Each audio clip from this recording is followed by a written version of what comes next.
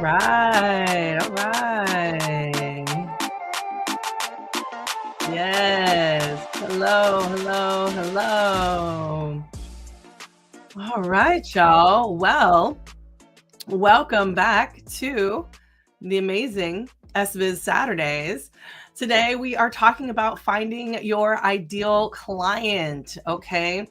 If you have not downloaded my Shadow Band, the free Shadow Band Survival Guide, please make sure you do that.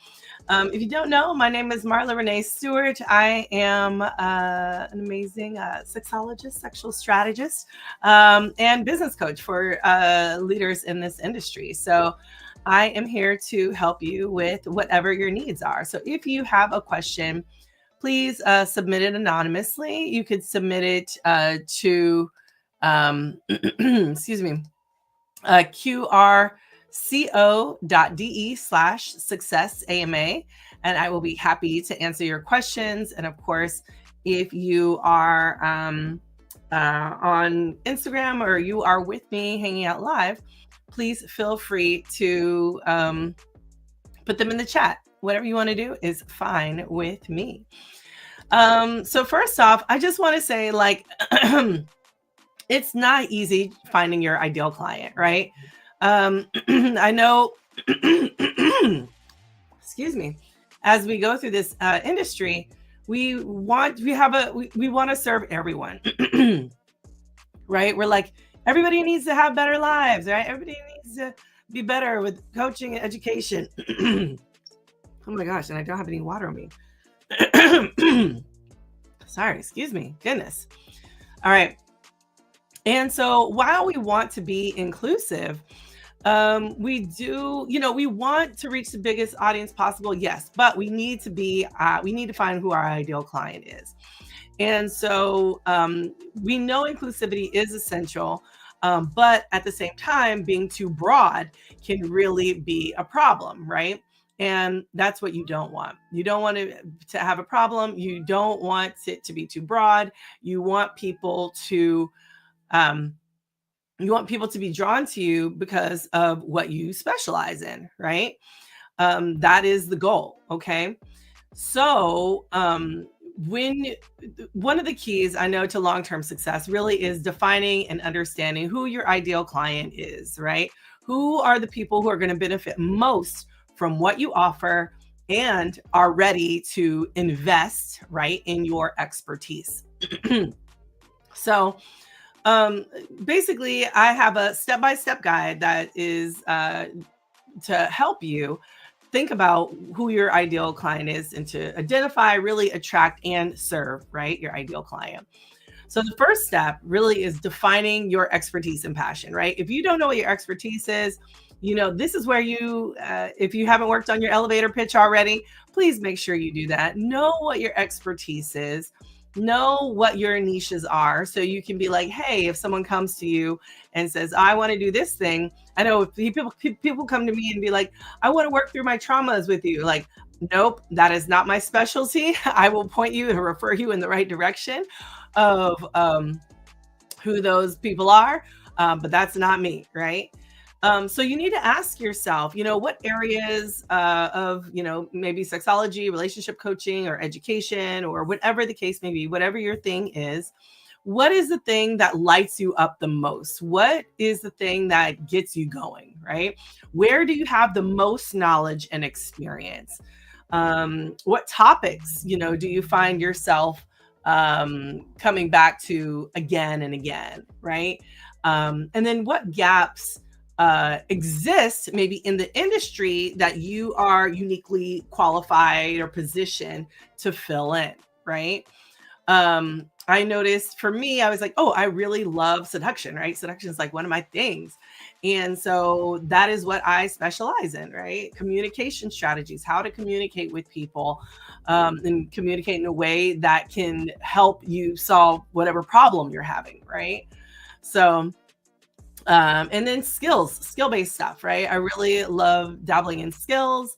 And then of course, as I progressed in my business, or I progressed in my education, right, I expanded to BDSM kink and non-monogamy. So, um, understanding understanding yourself and clarity on who you are and what lights you up, that's going to help you narrow your focus and attract the people who are aligned with you. Okay. The next step is to analyze your past and current clients. So if you've already worked with people, really take a deep dive. Like, what are they doing? Who got the best results, working from you? Oh, who got the best results working with you, right? Um, who did you enjoy working with the most, and who did you enjoy working with the least, right?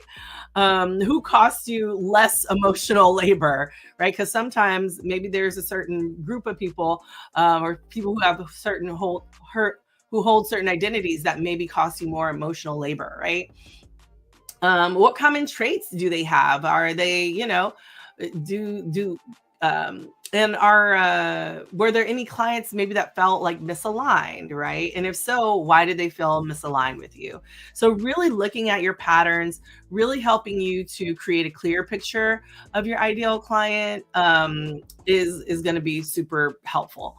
um, Understand that even though they may have the money to pay you, the emotional labor is always going to be more expensive. So even if you're like, I want to take the money, yeah, but that emotional labor is going to take a toll on you. So understand there is a cost to the emotional labor if you pick someone who is not your ideal client, right? In addition, you want to identify their needs, desires, their pain points. Okay. You need to know, what are their biggest challenges? What do they struggle with? What are their desires, their goals?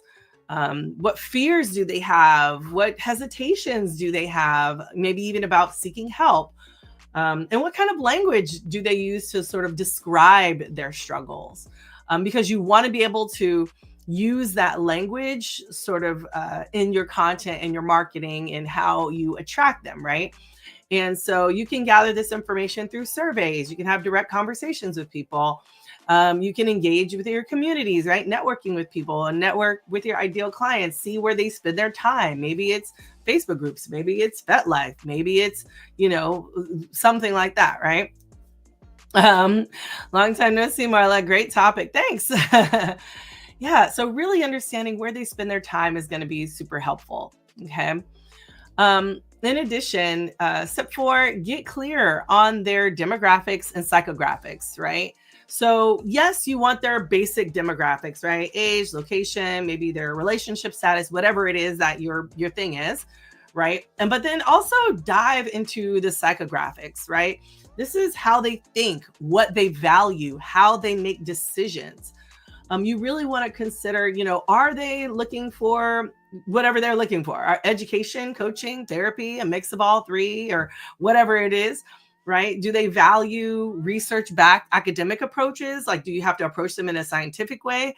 Or maybe they like a more conversational or intuitive style, right? Maybe they're more spiritually inclined, right? Maybe they look at a holistic point of view. Yes, Juliana. Yes, I know. Good to see you all the way from Costa Rica. Yes. Um, and are they willing to invest, right, financially in their growth? What does that look like?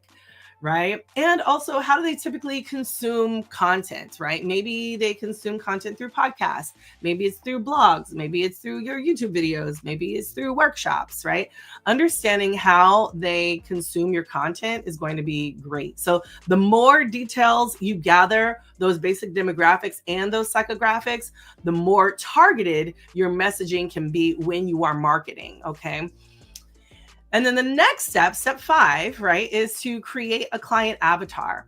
Okay. This is where, so now that you have the wealth of information, you know who they are, you know the language they're speaking, you know how they invest, all of these different things. Now you create a client avatar, right? You want to give them a name, a story, and some characteristics that make them feel real, right? So the example that I have here is I have Meet Jade, right? She's a 38-year-old polyamorous Black woman navigating ethical or consensual non-monogamy. She's struggling with communication in her relationships. She wants a sex positive, culturally competent guide who understands the intersections of race and sexuality, maybe even religion if she's in the South. Prefers online workshops and self-paced courses, right? Willing to invest in coaching, but needs maybe some flexible payment options, right? So understand having this client avatar can guide your marketing, can guide your messaging, can guide even your service offerings, right? What you offer to ensure that you're speaking directly to the people who need it the most, right? So creating that client avatar, knowing who you serve it can be really, really helpful in saying like, okay, this is the person that I'm talking to, right?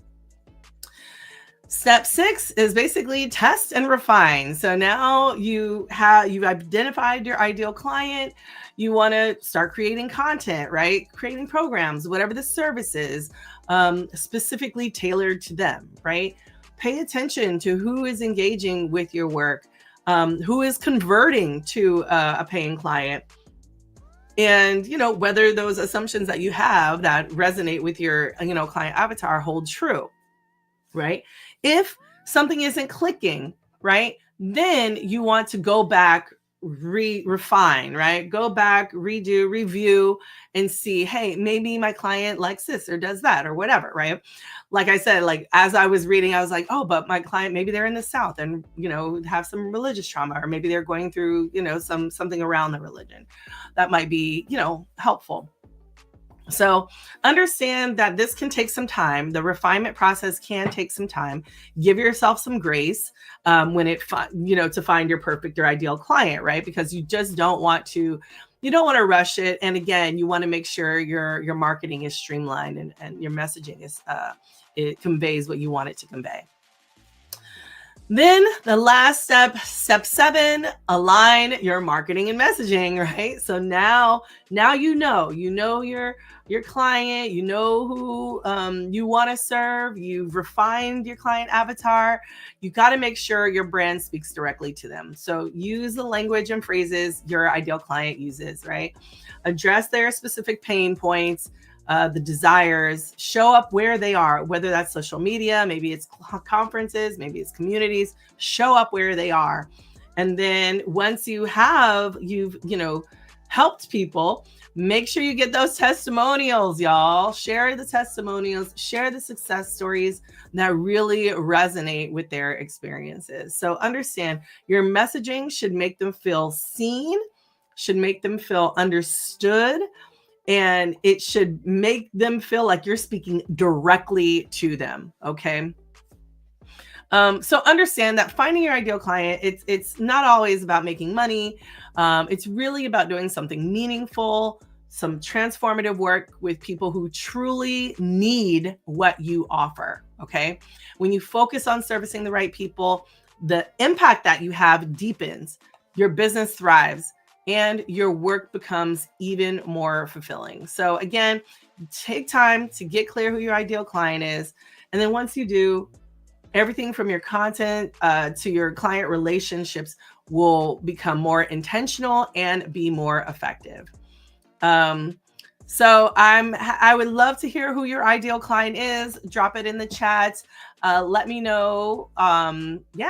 And of course, you can always go to successful.biz if you have any questions, if you want to apply to my program.